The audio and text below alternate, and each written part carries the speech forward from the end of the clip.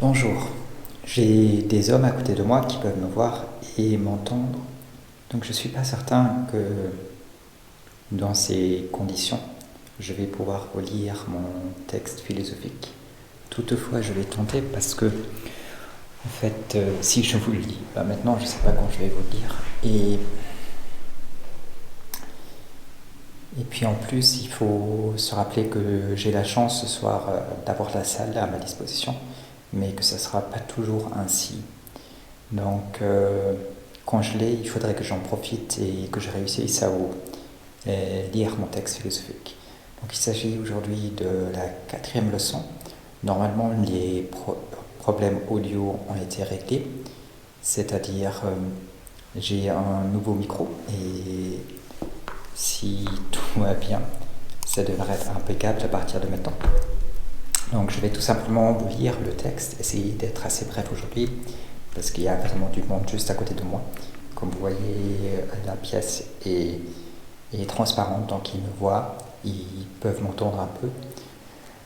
Et c'est un peu difficile pour moi de vous parler de quelque chose qui me tient à cœur quand il y a des gens juste à côté de moi qui m'entendent et me regardent.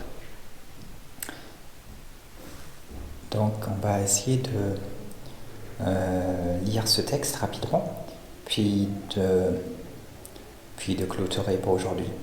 Et j'espère qu'ils ne viendront pas ouvrir la porte et me dire que je les dérange et que mes inepties philosophiques ne les intéressent pas. C'est d'ailleurs pas pour eux, ils sont en train de faire autre chose, d'étudier autre chose, surtout certainement des maths, ou quelque chose lié aux maths. Et je veux dire, c'est pas à eux que je m'adresse, c'est à vous que je m'adresse. Donc j'espère que je vais pouvoir aller au bout de mon texte, je vais faire de mon mieux. C'est un exercice, c'est comme si je suis en train de parler devant une foule de personnes qui n'a pas envie de m'entendre, et c'est vraiment difficile. Parler à une foule de personnes qui n'a pas envie de vous entendre, vous allez voir que ça va pas être, que c'est pas un exercice facile. Donc, je commence. Bienvenue dans mon école de philosophie de l'art de vivre où nous allons travailler ensemble sur votre âme. 4e leçon. Nous devons tendre la main, non pas écraser les hommes. Et puisqu'on en parle, eux ils vont peut-être m'écraser dans quelques secondes en ouvrant leur porte et se plaignant que je parle au lieu de garder le silence quand ils sont tout le temps en train de parler. Donc, enfin, on verra. Peut-être qu'ils n'entendent pas trop et ils me fichent la paix.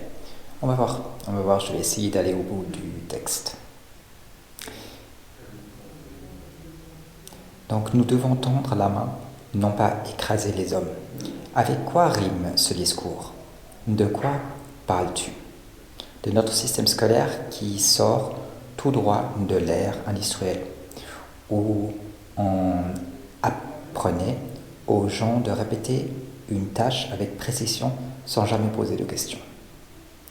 Quand j'ai affaire à un homme qui ne comprend pas, je lui tends la main. Je lui explique et réexplique la même chose jusqu'au moment où il a compris. Assimiler la leçon. Je ne le méprise pas, je ne me moque pas de lui et je ne le condamne pas à un échec définitif.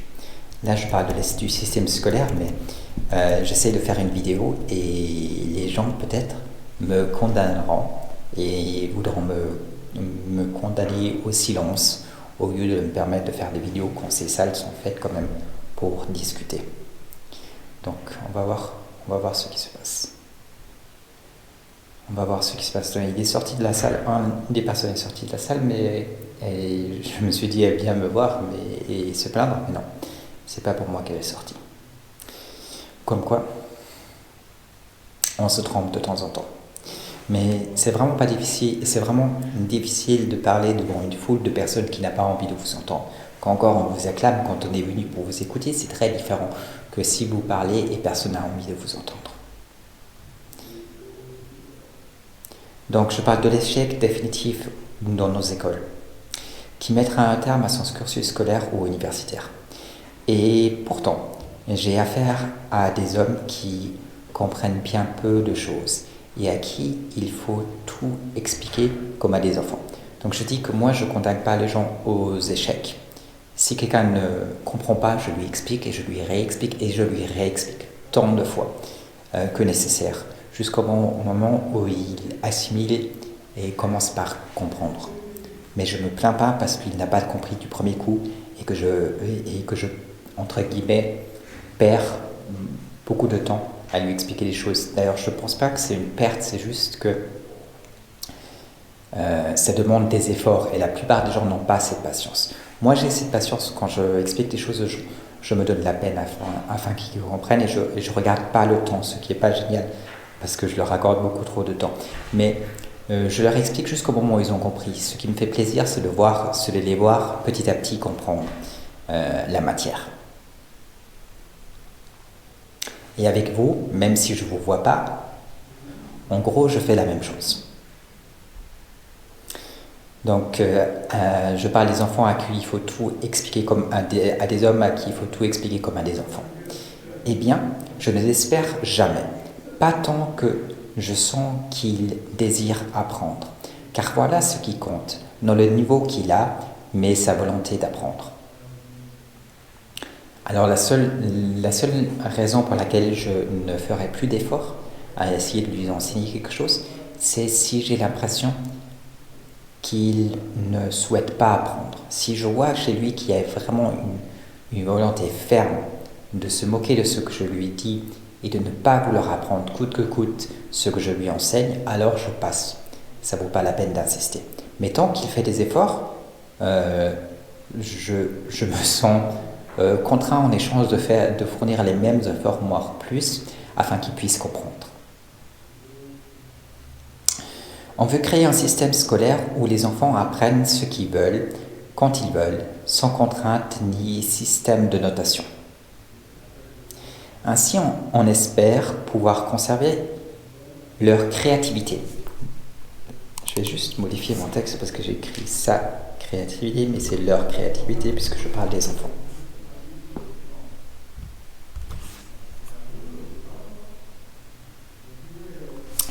Je suis un autodidacte et j'approuve toute démarche autodidactique. Oui, donc tous les examens que j'ai faits, les profs m'ont fait très peu servi. Je n'ai jamais aimé aller au cours.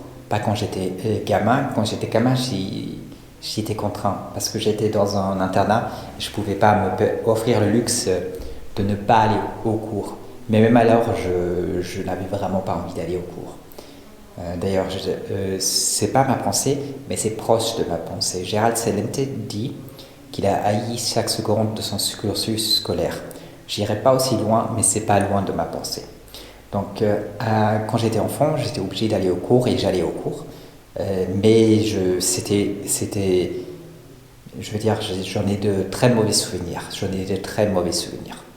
C'était pour moi un enfer. C'est-à-dire, j'ai vraiment pas aimé le système scolaire tel qu'il est, où on peut pas apprendre, on peut pas poser de questions, où on doit juste être là en train d'écouter, de répéter, où vos camarades souvent ne s'intéressent pas du tout à la matière et font du grabuge, sont incivilisés.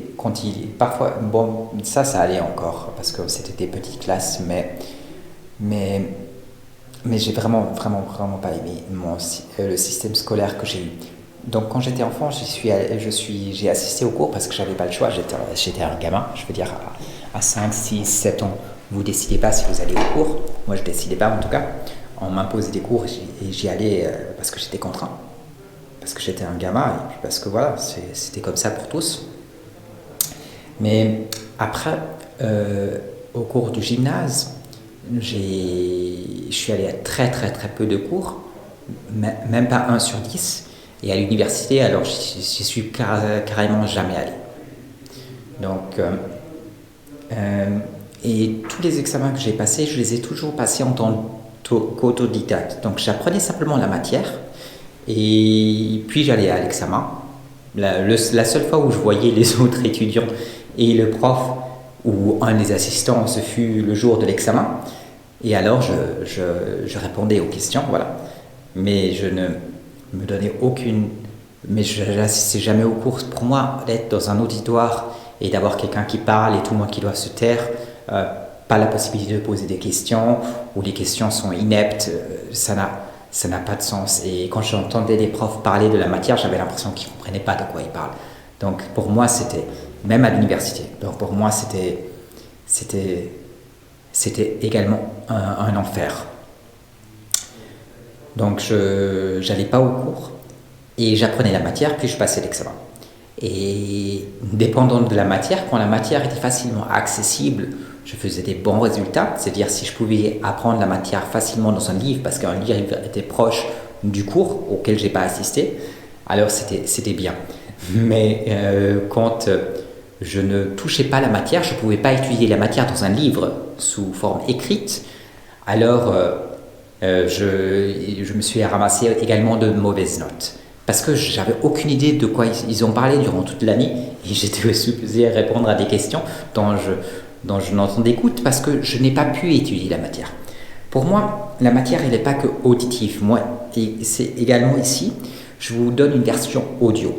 Mais je vous invite vivement à lire mon texte parce que le texte, en le lisant, vous allez comprendre autre chose. Et pour moi, c'est pareil.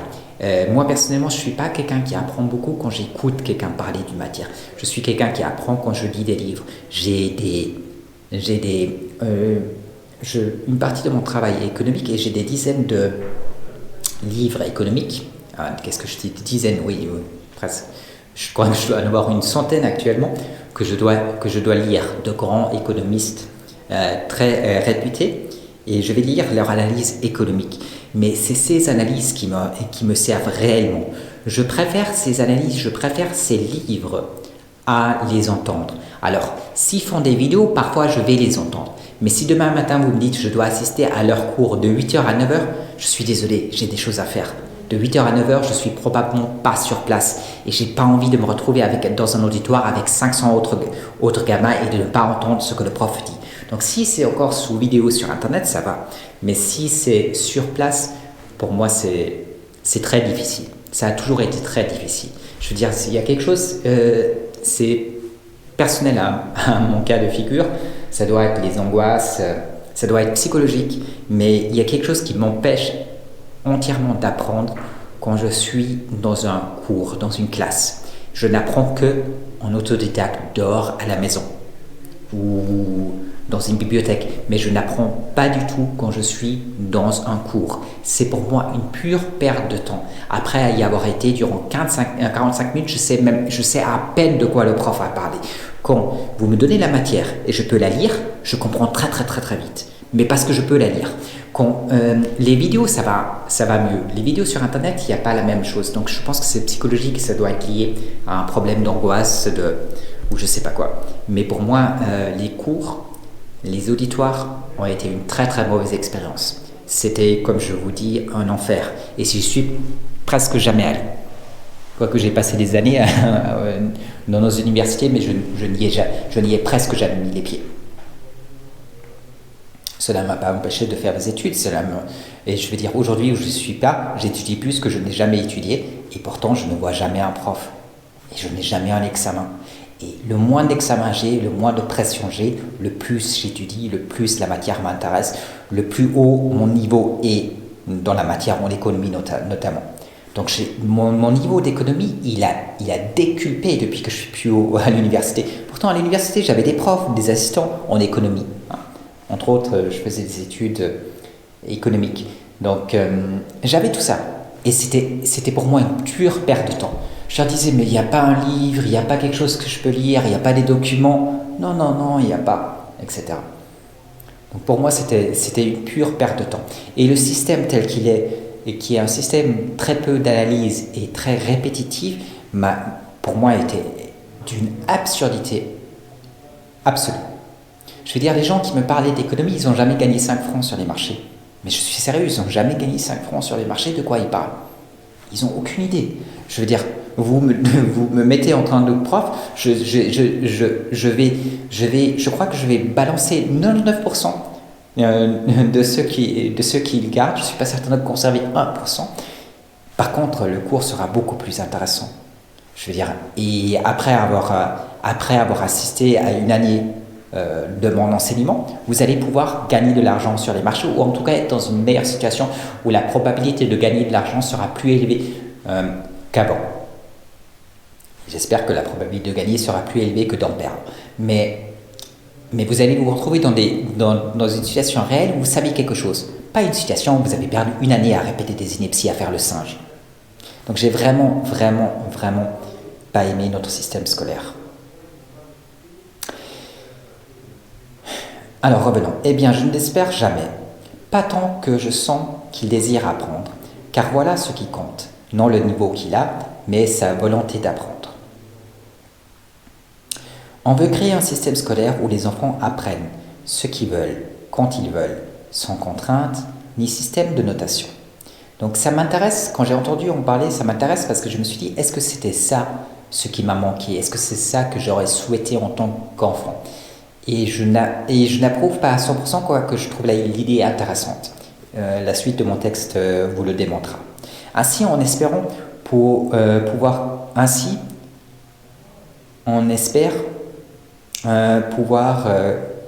pardon, il y a une petite faute d'orthographe, je vais vite la corriger. Ainsi, on espère pouvoir conserver leur créativité. Je suis un autodidacte et j'approuve toute démarche autodidactique. Mais je doute que pour un enfant qui n'a pas encore la raison, ce soit possible. Je crains qu'il abuse de la liberté qu'on lui accorde, qu'il ne fera rien. Vous allez me dire que cela ne peut pas être pire que notre système scolaire, peut-être pas. Il faut étudier la question. Plus de recherche est nécessaire, afin de trouver le système scolaire qui correspond le plus à l'enfance. Toutefois, je crains qu'on ne puisse pas supprimer toute contrainte avant l'âge de 14 ou 15 ans sans que le niveau baisse. Donc en fait, je me dis, est-ce que j'aurais pu faire ce que je fais aujourd'hui à l'âge de 7 ans, ou 6 ans, ou 5 ans, ou 4 ans? Et je pense que c'est impossible, parce qu'alors je n'avais pas encore la raison. Aujourd'hui, je veux passer toute ma journée à étudier.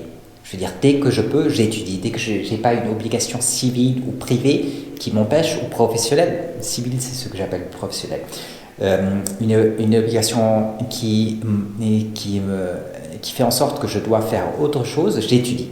Si j'ai 2 heures devant moi, j'ai envie d'aller dans une université, dans une bibliothèque et étudier. Mais est-ce que j'aurais pu faire ça? Est-ce que j'aurais pu avoir cette volonté à l'âge de 5, 4, 3, 7, 8, 10, 12 ans? Et moi, j'étais très précoce. Donc, à l'âge de 12 ans, probablement oui. Mais la plupart des gens à 12 ans sont encore des enfants. Voire à 15 ans, sont encore des enfants. Donc, je pense que jusqu'au moment où ils ont atteint l'âge de raison, ce qui varie d'une personne à l'autre, ça peut être pour certains à 8 ans. Mais d'autres, ça sera plutôt 12, voire 15. Donc, une fois que vous avez l'âge de raison, vous pouvez, tel que moi, aujourd'hui, étudier. Et alors, le système de notation, les écoles et tout ça, c'est sans intérêt. Ce qui peut être intéressant, c'est d'avoir accès à des profs. Moi, de temps en temps, je voudrais avoir une discussion économique avec un prof. Donc, si vous pouvez mettre des profs de haut niveau, mais ça doit être vraiment des gens qui savent de quoi ils parlent, et c'est très rare. Moi, je voudrais bien avoir une discussion avec eux. Mais aujourd'hui, si vous mettez un prof de nos universités en économie, je ne pense pas qu'il a le niveau. Franchement, je ne pense pas qu'il a le niveau. Si je lui parle des marchés et de la stratégie que j'ai et des questions que je me pose, je ne crois pas du tout qu'il puisse suivre mon raisonnement. Je dois lui apprendre de quoi il s'agit et après il pourra peut-être me donner son avis, mais ce sera l'avis de quelqu'un qui n'a aucune expérience et qui ne sait pas de quoi elle parle. Donc pour moi, vu le niveau que j'ai, je ne pense pas que ça soit utile. Toutefois, parfois c'est chouette que vous puissiez vous adresser en anglais on dit peers, à vos supérieurs, à des gens qui ont fait plus d'études, à des gens qui savent plus, qui ont plus d'expérience que vous, et s'ils peuvent répondre à vos questions. Ça, c'est chouette. Alors, ça, c'est vraiment chouette, mais je ne crois pas qu'on a vraiment besoin d'une université pour ça. Et Internet fonctionne beaucoup mieux. Et il y a certains économistes sur Internet renommés qui ont déjà répondu à quelques-unes de mes questions. Mais souvent également, je pose des questions et je ne reçois pas de réponse. Donc, de pouvoir avoir des réponses sur des questions pointues et avoir consulter l'avis d'autrui, ça, c'est vraiment utile au niveau de l'enseignement, mais quand vous atteignez un certain niveau, c'est difficile à trouver. Toutefois, c'est vraiment intéressant. C'est vraiment intéressant. Donc, si notre système scolaire il peut intégrer ça, si vous pouvez travailler en tant qu'autodidacte et simplement aller dans une école ou aller sur Internet ou avoir accès à des profs à un moment donné, à des assistants à un moment donné, et vous leur poser des questions et voir s'ils peuvent y répondre, ça peut être intéressant. Et s'ils ne peuvent pas, vous essayez de trouver vous-même la solution. De toute façon, la plupart du temps, vous allez plutôt trouver vous-même les solutions que d'obtenir les réponses. Mais ouais, ça peut avoir de l'intérêt. Ça peut avoir de l'intérêt. On veut créer un système scolaire où les enfants apprennent ce qu'ils veulent quand ils veulent. Donc, ce paragraphe, je vous l'ai déjà lu. Je ne vais pas vous le relire parce que même si je ne l'ai pas en tête, vous pouvez l'écouter une deuxième fois si jamais vous voulez.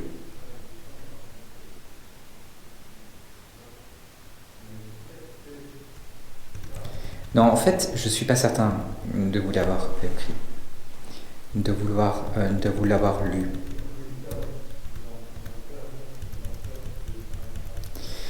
Je suis obligé de reprendre parce que je ne suis pas certain de vous l'avoir vu.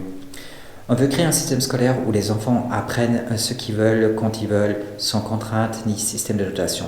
Ainsi, on espère pouvoir conserver leur créativité. Je suis un autodidacte et j'approuve toute démarche autodidactique, mais je doute que pour un enfant qui n'a pas encore la raison, ce soit possible. Je crains qu'il abuse de la liberté qu'on lui accorde et qu'il ne fera rien. Vous allez me dire que cela ne peut pas être pire que notre système scolaire. Peut-être pas. Il faut étudier la question. Plus de recherche est nécessaire afin de trouver le système scolaire qui correspond le plus à l'enfance.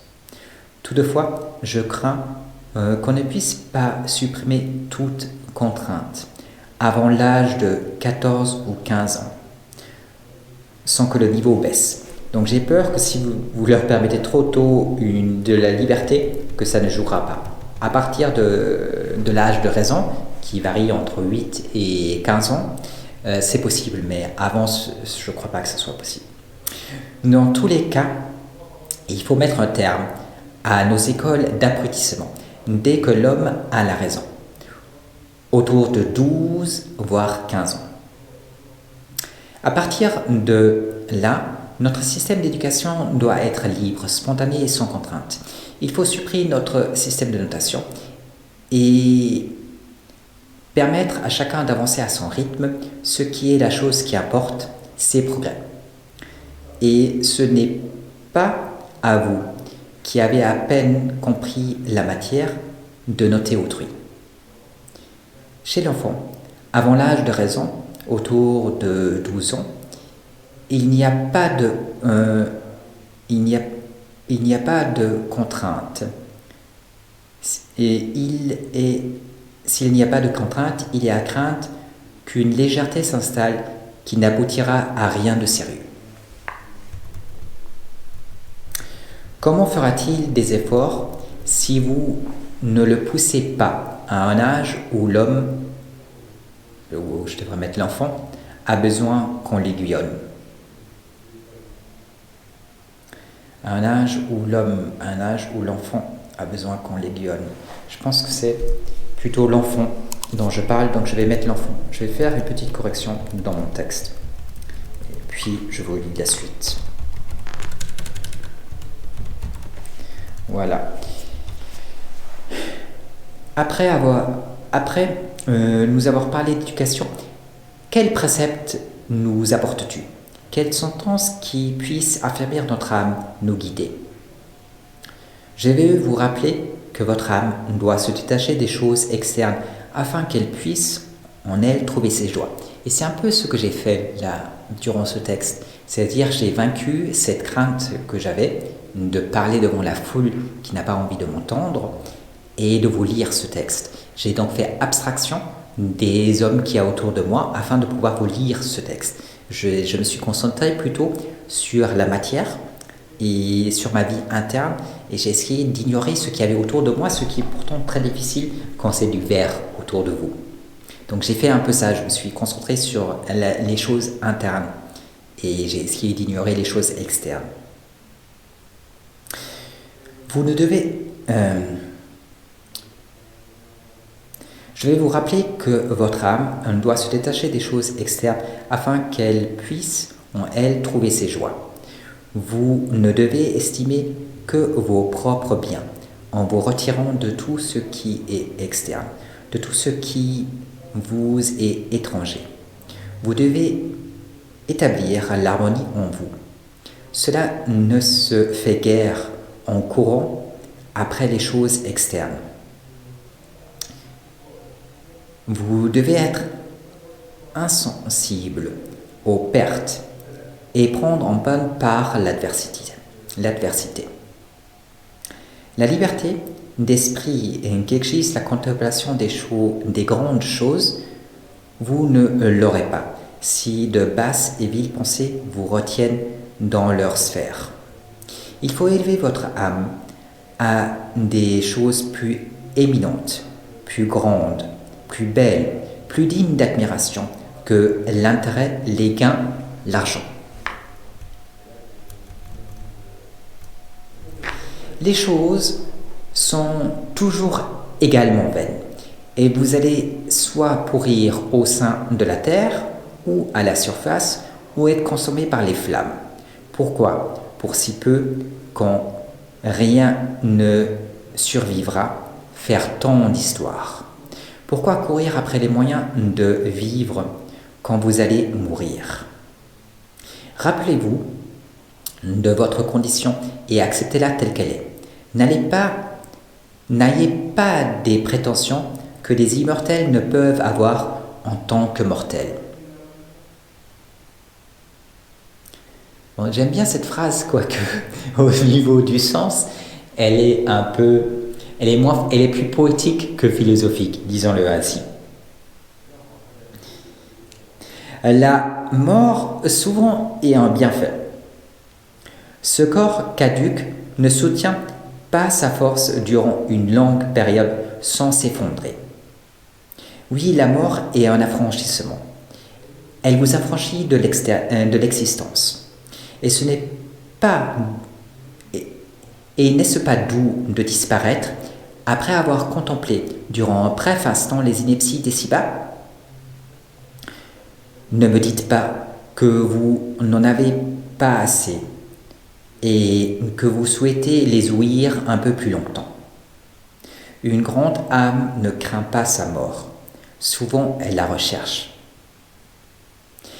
S'il vous faut une sentence, je viens de vous la donner, quoique le texte que je viens de rédiger est rempli de préceptes que vous pouvez extraire et qui vous apporteront toujours quelque chose, en vous poussant vers vos biens internes immuables, en vous écartant de l'éphémère. Voilà. Donc je suis très content parce que j'ai pu aller jusqu'au bout de mon texte. Aujourd'hui, je n'étais pas certain, avec le monde qu'il y a autour de moi, que je le puisse. J'ai terminé le travail que je voulais.